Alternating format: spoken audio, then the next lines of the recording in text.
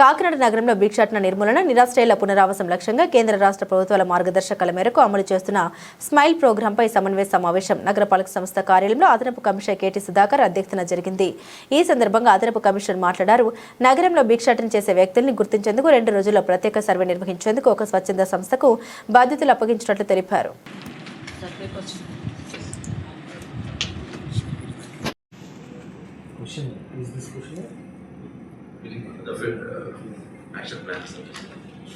కోఆర్డినేషన్తో జరుగుతున్నటువంటి implementation programme ఇది smile comprehensive rehabilitation of persons engaged in the act of begging అనేది ఈ programme యొక్క ముఖ్య ఉద్దేశము. ఇది ఎవరైతే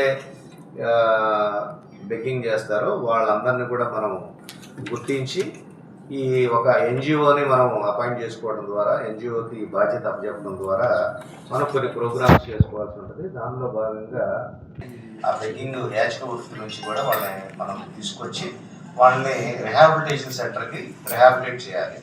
రిహాబిలిటేషన్ సెంటర్ అంటే అది కూడా ఎన్జిఓనే చూస్తారు. ఎన్జిఓ ద్వారా మనం రిహాబిలిటేషన్ సెంటర్కి తీసుకొచ్చి రిహాబిలిటేషన్ సెంటర్లో వాళ్ళని ఉంచడమే కాకుండా వాళ్ళకి కావాల్సినటువంటి స్కిల్ డెవలప్మెంట్ కానీ, లైవ్లీహుడ్ సపోర్ట్ కానీ ఆ ఎన్జిఓ ద్వారా ఇచ్చి మళ్ళా వాళ్ళు జనస్రవంతిలోకి కలిసే విధంగా కానీ, లేకపోతే వాళ్ళు ఇష్టపడితే వాళ్ళ పేరెంట్స్ దగ్గరకు కానీ, లేకపోతే వాళ్ళ కుటుంబంతో చేర్చే విధంగా ఈ కార్యక్రమం రూపొందించబడింది అన్నమాట. ఈ కార్యక్రమం యొక్క ముఖ్య ఉద్దేశం అయితే అది.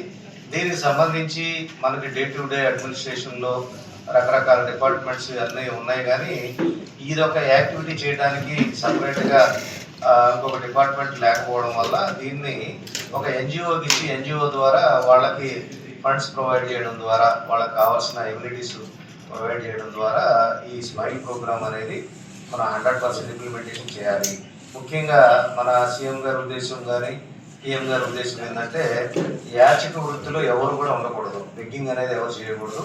వీళ్ళందరినీ కూడా మనం రిహాబిలిటేట్ చేసి, రిహాబిలిటేషన్ చేయడమే కాకుండా వాళ్ళు సెల్ఫ్ సస్టైన్గా స్కిల్ డెవలప్మెంట్ కలిగి ఉంటాం కానీ, లైవ్లీహుడ్ సపోర్ట్ తీసుకొని వాళ్ళు స్వతహాగా వాళ్ళు సంపాదన పనులు కానీ లేకపోతే వాళ్ళు జీవించే విధంగా చేయాలనేది గవర్నమెంట్ యొక్క ఉద్దేశం.